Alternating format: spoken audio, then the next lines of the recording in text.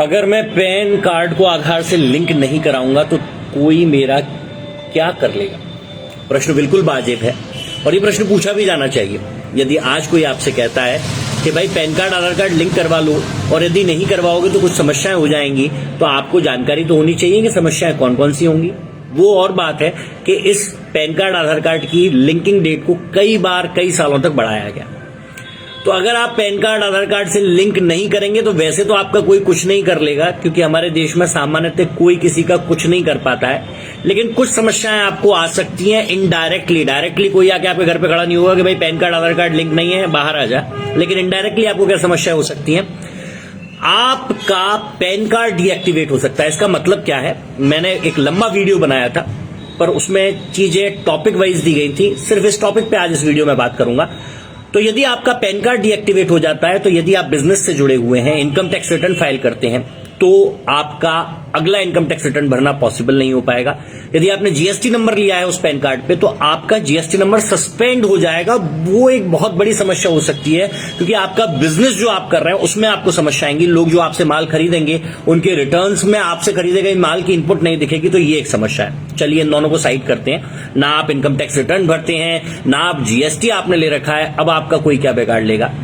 आपका bank account जो है उसमें आपका पैन कार्ड जुड़ा हुआ है। एक ऐसे सिनेरियो की आप कल्पना कीजिए कि आप सोकर उठे और आप बैंक में पैसे जमा कराने गए और वहां मना कर दिया गया कि पैसे जमा नहीं होंगे। आपने कहा कोई बात नहीं, मैं आपसे नाराज हूं, आप पैसे नहीं जमा कर रहे, मेरे पैसे वापस कीजिए। और वो कहते हैं कि नहीं, आप पैसे निकाल भी नहीं सकते। ऐसा हो सकता है, और ऐसा इसलिए हो सकता है क्योंकि हर पैन कार्ड को, हर अकाउंट को एक्टिवेट करने के लिए उसकी केवाईसी जो है उसमें पैन एक मैंडेटरी डॉक्यूमेंट है। तो यदि आपका पैन सस्पेंड हो जाता है तो आपको अकाउंट होल्ड करने, अकाउंट ऑपरेट करने में भी समस्या आ सकती है। चलिए इसको भी साइड करते हैं। अगली समस्या क्या हो सकती है? यदि आप किसी तरीके की सब्सिडी के पात्र हैं, वो सब्सिडी किसी भी तरीके की हो सकती है।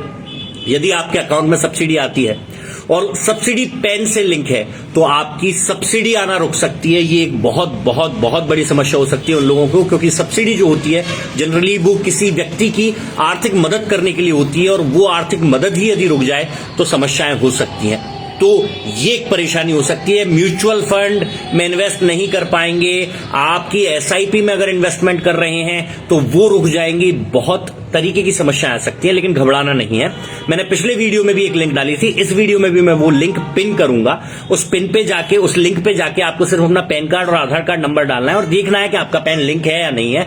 मुझे विश्वास है कि ऐसे लोग जिन्होंने पिछले 2-5 साल में अपने पैन कार्ड बनवाए हैं, जिसमें एक बहुत बड़ी आबादी कवर होगी, क्योंकि पैन कार्ड और इनकम टैक्स का स्कोप ही नोटबंदी के बाद से शुरू हुआ है, उन सारे लोगों के पैन कार्ड पहले से आधार कार्ड के साथ लिंक्ड पाए जाएंगे। ऐसे लोग जो लंबे समय से अपने इनकम टैक्स रिटर्न फाइल करते आए हैं और उसके बाद आधार ओटीपी से उनको वेरीफाई करते आए हैं, उनके पैन कार्ड और आधार कार्ड भी लिंक होंगे।